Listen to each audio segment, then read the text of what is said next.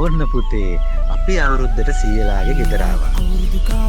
කියන්නේ මොකක්ද තාත්තේ?